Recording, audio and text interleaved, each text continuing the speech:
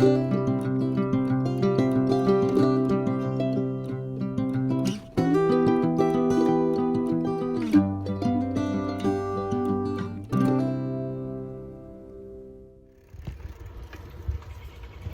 there YouTube, I'm on a bike ride right now, so I thought it'd be time to make a video where I can kind of just do my thing and talk and not have to really think about it too much. But I wanted to make a quick video talking about why I decided to start eating cooked food again.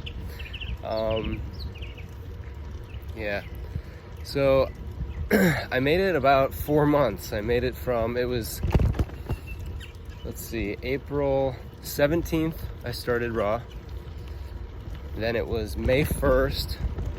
For 30 days, I did a juice fast or a juice feast to, you know, hopefully, I don't know, get rid of toxins and get any of the animal flesh and gross crap that I ate about a year before out of my system, out of my digestive tract. And that it was going well for a pretty good amount of time. I think I started at around 167 pounds, and then let's see, school started back up in August, and I made it to August 14th, so just shy of 4 months. It's the longest bout that I've had raw, but yeah, I lost about, let's see, 22 pounds. So like I was 145. And I mean, it's easy for you guys to probably say, oh, you didn't get enough calories or something like that. And that might be true, but every single day I made sure I was getting around 2,000 calories, maybe more. When I know that when I was doing the juice cleanse or the juice fast or feast, there were a couple days that I got, 17, 1,800, because it's really hard when you're doing the juice feast to get calories in, because it's basically, whatever the food is, you have to take about half of the calories, maybe 3/4 in some cases, and that's about how many calories you would get from the juice. So I'll admit, I missed it. But you can probably see that the name of my channel has changed from the Florida Frugivore to the Florida Vegan, I think, right now. I might change the name of my channel, and I hate to do this, because it's kind of like, just make up your mind. I'm sure a bunch of you guys are just like, who cares? Just make up your mind. Like, just put your name or something. But I'm thinking about having fruit and starch. Fruit and starch, because that's pretty dang close to what my diet is right now. I've been mostly eating just like very high carb, low fat, no oil. Some things have a tiny bit of oil, like some of the breads might have like Dave's Killer Bread, I don't think has any oil, but some of those seedy breads, the breads that have a lot of seeds, will have higher fat content. I have the one that's like 21 something, 21 grain or 21 seed or something like that, but it's like a 1.5 grams per slice, which to me that's relatively low, because looking at all the other breads, they're like 3 grams, 4 grams of fat per slice. I do know that the Ezekiel bread, the bread that comes in the freezer, frozen, that stuff has like 0.5 gram of fat, and that's all good, but like, I don't know, I kind of like my bread to taste good if I'm gonna eat bread. And I mean, I do like it, but it's just not the same to me. So I do like the Ezekiel bread, but I want something that tastes a little more like bread. When we finish the new house, I think we're gonna buy a bread maker. But yeah, anyway, bread's not like a huge staple in my diet or anything. I don't want to make people think it is. But today I had a piece of bread with jelly, with apricot jelly. Not a big deal. But yeah, potatoes, the McDougall approach, But I'm kind of blending fruit with the whole starch solution diet, or the whole McDougall diet. Because I do think fruit is more natural for us as humans than, got a car coming, than starches. But I think starches get digested relatively easily And you know, the complex carbohydrates versus the simple sugars, fructose versus sucrose, I guess it would be, or it all turns into glucose in the body, right? So, I mean, yes, I do feel better on fruit. I feel lighter. I feel, you know, I can get by on less sleep.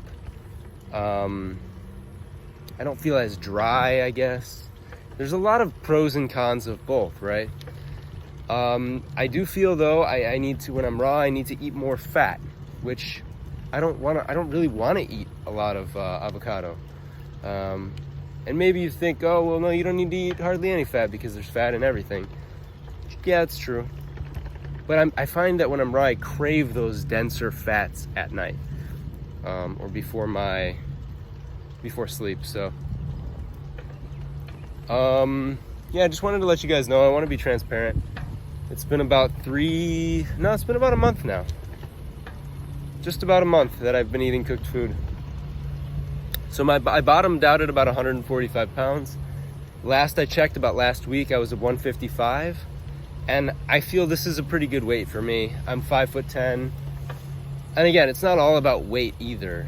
I actually find that now I'm not weighing myself as much. When I was raw, I literally weighed myself every single day, to the point where it was like almost like, it was like why every single day? You don't have to do that. It's like almost like psychological torture almost. You know, you see the scale go one way and you'd go, okay, I need to correct something, or you see, what did I do yesterday that made this happen, or whatever. Like disordered eating in a way. And so I'm glad to not be doing that anymore at all. Let's see, what else?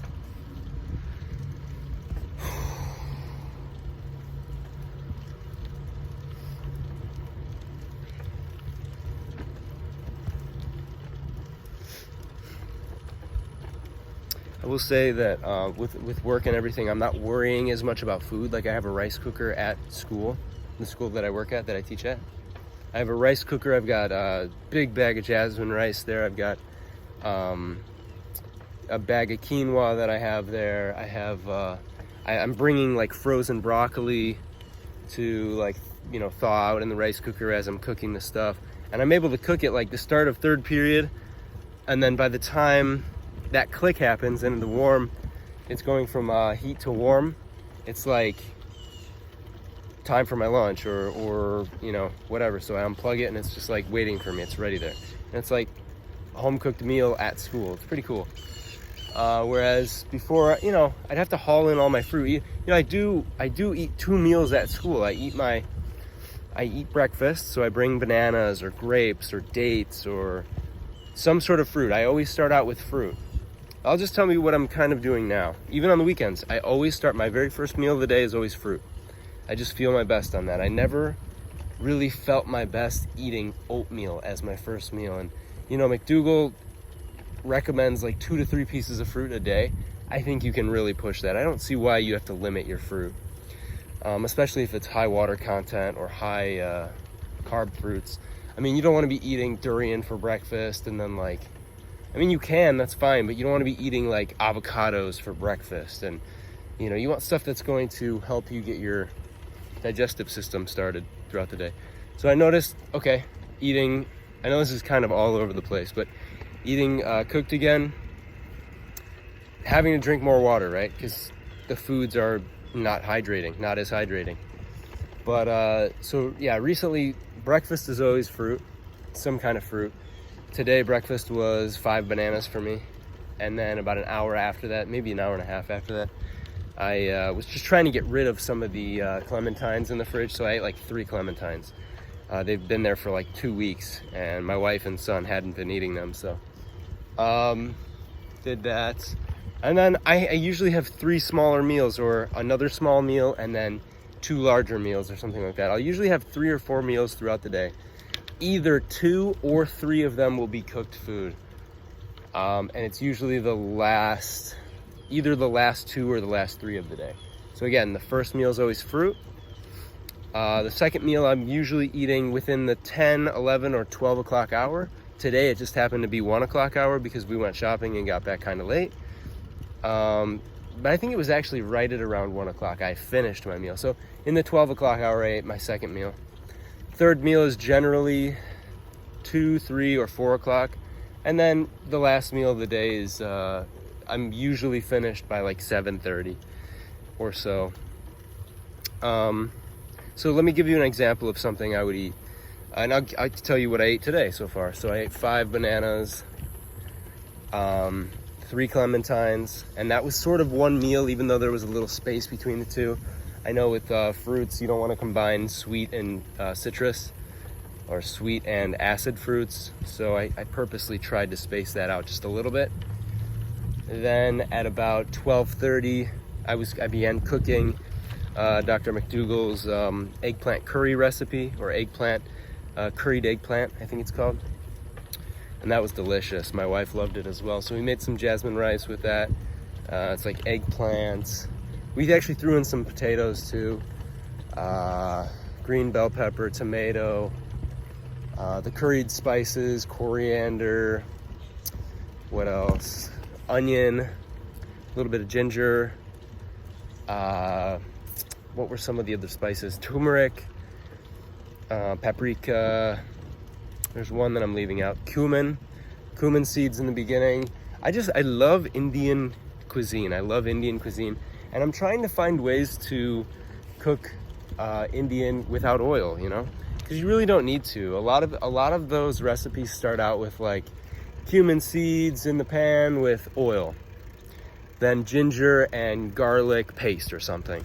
Well, you can just use water. You can just use a half cup of water, and that's what I did today with McDougall's recipe. What else was I gonna say? Okay, so then I might just have one more meal today because I ate lunch so late. So my last meal of the day might be golden potatoes, mashed potatoes, or something like that, with a vegetable on the side or something, or pasta with some red sauce and a vegetable on the side. So again, a lot of McDougall style diets, especially toward the end of the day, and they're just very, very filling, very fulfilling, just homey. They're just very good. They just make you feel good, you know. So that's where I'm at, guys. I just wanted to give you guys an update and let you know about that.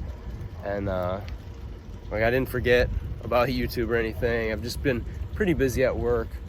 We're getting towards the middle of the first quarter of school, and so just a lot of grading, a lot of this stuff. So I'd like to make some more videos and show you guys what I'm eating and stuff like that. But I also wanted to come out and be transparent with you guys and let you know that, yeah, I did stop eating raw. And I do believe raw is like, if you can get the fruit all the time, oh my gosh, raw is the best. But just like I've said before, just like other people, you want to be able to have a backup, right? If people don't have a backup, then what do they go to? Sorry, there's an ambulance. Hope it's not turning right. Nope, going the other way. Okay. So like I said, you want to be able to have a backup. Like if you don't have a backup, what's your cheat day gonna look like? What happens if if you can't get enough calories or something? Yeah, the trained faster can do it. But some people will go back to eating meat, dairy, eggs, stuff like that because, oh, and I'll tell you another reason. Another reason I did switch back over was because the end of the summer, right? A lot of the delicious in season ripe fruit is just not there. Not at the store, not off my trees. And so it's like, okay, I could sit here and eat out of season citrus, bananas, dates, apples, but I'm not going to thrive. I'm not going to love it, right? So again, I just wanted to be transparent and let you guys know. I might lose some subscribers because of this, but whatever, it's okay. My main thing now is just staying carved up and trying to get the best source of food I can, and just keeping everything low fat because that's working for me. I'm feeling great.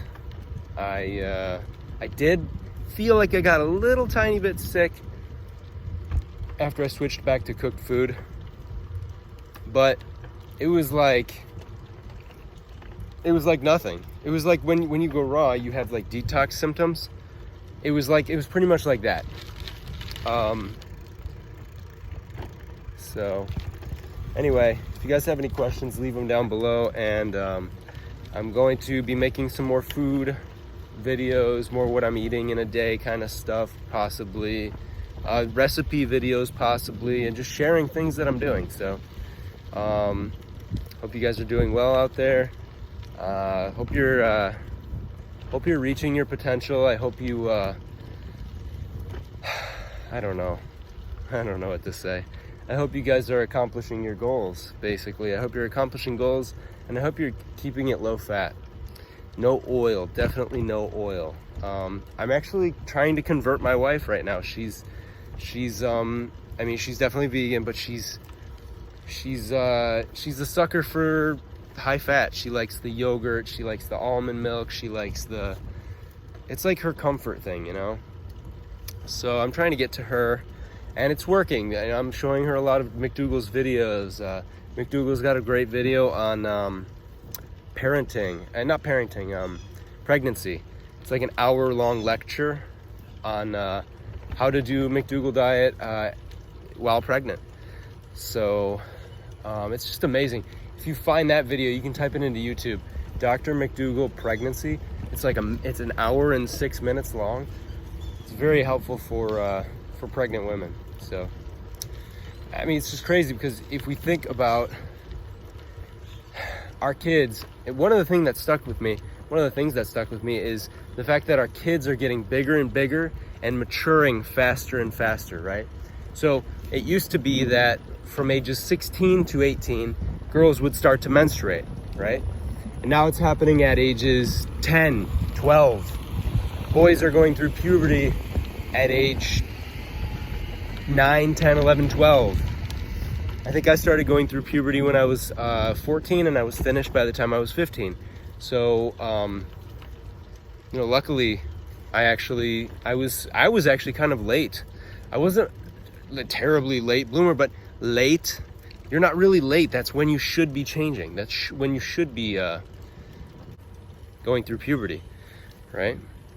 Anyway, that's not what this video is about, but I just wanted to give you guys an update and just say hey, and hopefully you guys are doing well.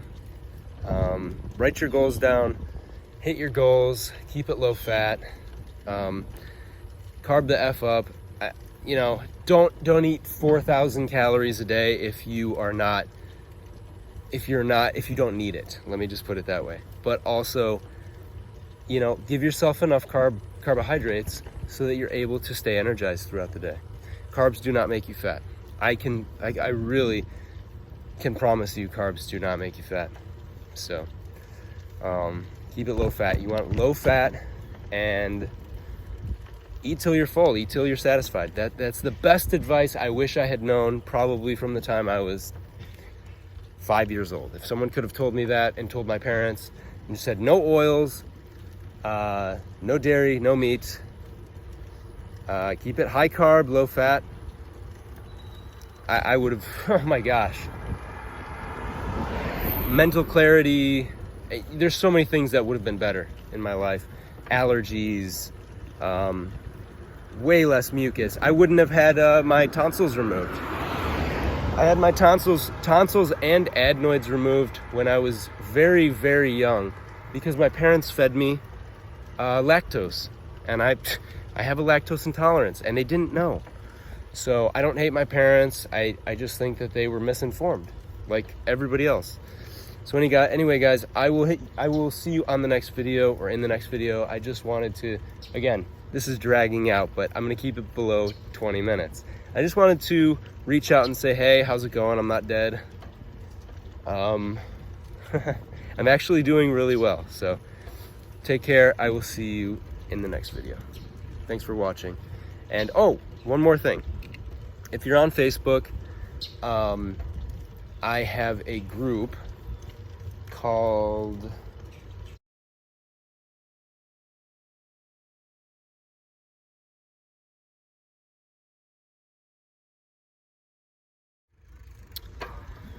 So it's just called a high carb, low fat vegan. It's a private group. It's got 70 people. I'm gonna put a screenshot of what it looks like.